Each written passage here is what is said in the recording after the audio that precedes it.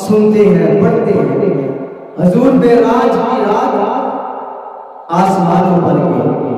حضور علیہ السلام نے معراج کی، آپ صلی اللہ علیہ وسلم معراج کی رات جس وقت بیت المقدس میں گئے ہیں وہاں پر سارے نبی کھڑے ہو گئے، صفیں باندھ دی گئی اور نماز کی تیاری کے لیے سارے کھڑے ہو گئے. اب نماز کس نے پڑھانی ہے؟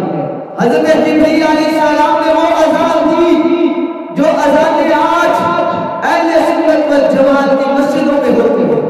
وہ اذان آج سے کئی سو سال پہلے حضرت جبرائیل علیہ السلام نے وہاں بیت المقدس میں تھی، میرے نبی کو مصلی پہ کھڑا کر دیا.